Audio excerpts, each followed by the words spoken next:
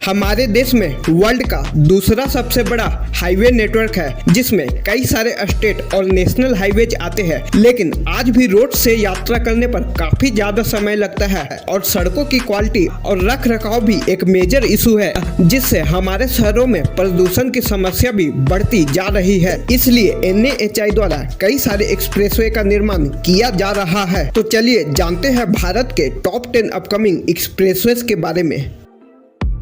इस लिस्ट में नंबर 10 पर है फरीदाबाद जेवर एक्सप्रेसवे। ये 31 किलोमीटर लंबा 6 लेन का एक्सप्रेसवे होगा, जो फरीदाबाद के सेक्टर 65 को जेवर में बनने वाले नोएडा इंटरनेशनल एयरपोर्ट से जोड़ेगा। नए एक्सप्रेसवे में 6 लेन होगी और इसका डिस्टेंस 90 किलोमीटर से घटकर 31 किलोमीटर हो जाएगी। NHAI के अनुसार विकास कार्य पहले से ही शुरू हो चुका है और 2414 करोड़ रुपए की इस प्रोजेक्ट को 2026 तक पूरा कर लिया जाएगा। इसके अलावा लेन का लगभग 22 किलोमीटर हरियाणा में होगा, बाकी 9 किलोमीटर उत्तर प्रदेश में रहने वाला है। यह एक्सप्रेसवे फिलहाल निर्माणाधीन है।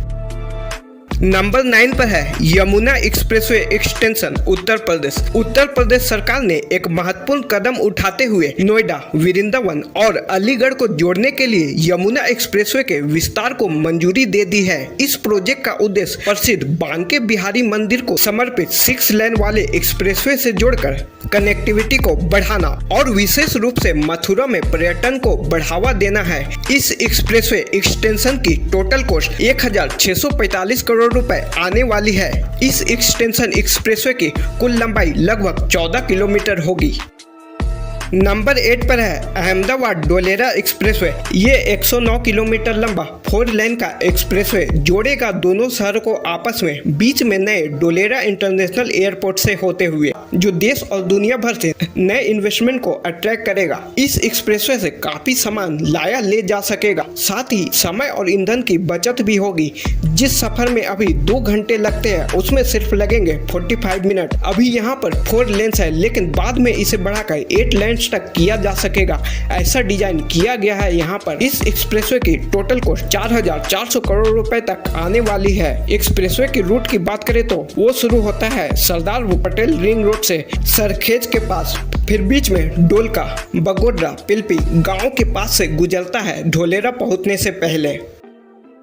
इस लिस्ट में नंबर 7 पर है पुणे बेंगलुरु एक्सप्रेसवे। ये 700 किलोमीटर लंबा 8 लेन का एक्सप्रेसवे होगा, जो कि महाराष्ट्र का एक बहुत ही महत्वाकांक्षी एक्सप्रेसवे है, जिससे पुणे और बेंगलुरु के बीच की यात्रा का समय 15 घंटे से घटकर केवल 7 घंटे रह जाएगा। महाराष्ट्र और कर्नाटक को जोड़ने वाला ये नया 700 किलोमीटर लंबा एक्सेस कंट्रोल ग्रीनफील्ड हाईवे विशेष रूप से सतारा, कोल्हापुर और बागलकोट जैसे क्षेत्रों में नए आर्थिक अवसरों को खोलने का दावा करता है। इस एक्सप्रेसवे की maximum speed limit 120 kilometre per hour की होगी। इस एक्सप्रेसवे को बनाने में 40,000 से 50,000 करोड़ तक टोटल कॉस्ट आ सकती है। इस एक्सप्रेसवे को टोटल 10 नदियों के किनारे बनाया गया है, जो कि परिवहन को भी आसान बनाती है। नंबर 6 पर है पटना पूर्णिया एक्सप्रेसवे। ये 282 किलोमीटर लंबा 6 लेन का ग्रीनफील्ड एक्सप्रेसवे होगा। यह एक्सप्रेसवे हाजीपुर से शुरू होकर पूर्णिया तक खत्म होगा।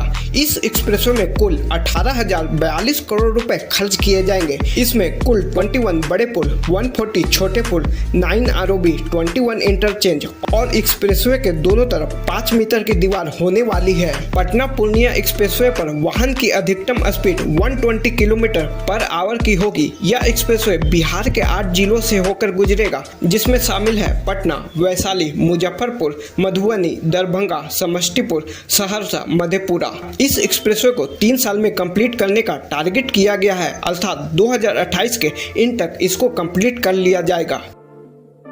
इस लिस्ट में नंबर 5 पर है खड़गपुर विशाखापट्टनम एक्सप्रेसवे। 783 किलोमीटर लंबा यह ग्रीनफील्ड एक्सप्रेसवे केंद्र सरकार के गति शक्ति प्रोजेक्ट का एक हिस्सा है। जब यह सड़क बनकर तैयार हो जाएगी तो यह पश्चिम बंगाल, ओडिशा और आंध्र प्रदेश के प्रमुख स्थानों को जोड़ेगी। यह एक्सप्रेसवे खड़गपुर और विशाखापट्टनम के बीच यात्रा के समय को 14 घंटे से घटाकर सिर्फ 8 घंटे कर देगा और साथ ही साथ यह एक्सप्रेसवे चांदीखोल, कटक, खोलदा, टांगी और ब्रह्मपुर से भी होकर गुजरेगा। इस प्रकार के एक्सप्रेसवे से पश्चिम बंगाल, ओडिशा और आंध्र प्रदेश में व्यापार और आर्थिक विकास को बढ़ावा देने में महत्वपूर्ण भूमिका निभाने की उम्मीद है।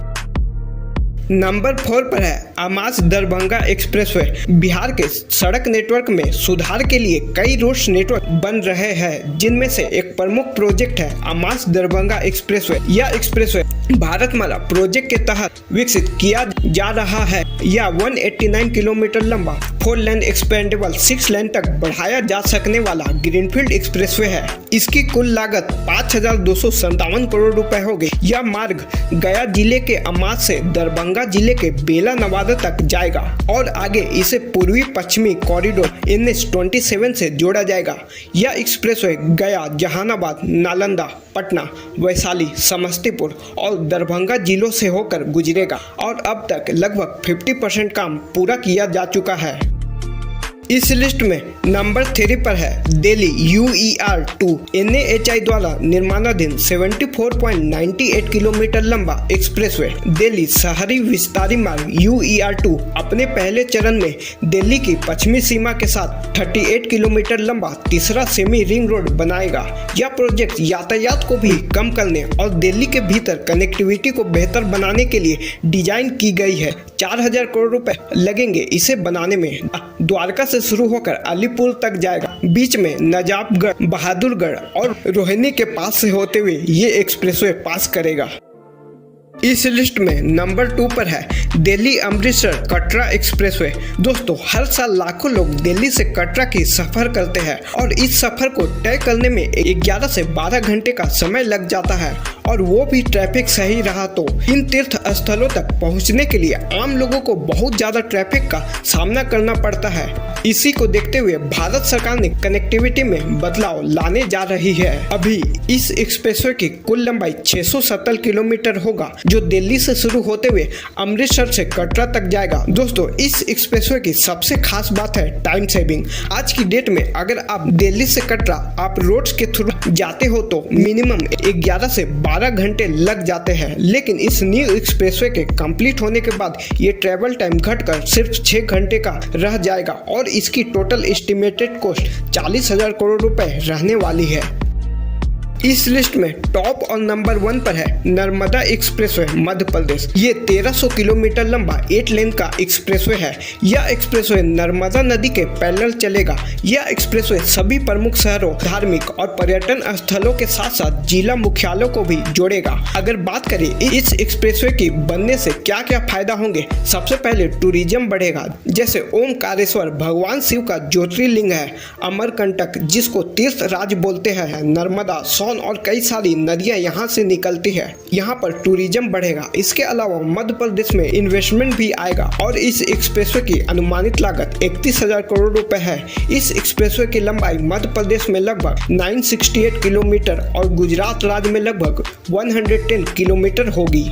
तो दोस्तों, ये थे भारत के टॉप 10 अपकमिंग एक्सप्रेसवे प्रोजेक्ट। तो मिलते हैं अगले वीडियो में, तब तक के लिए बाय।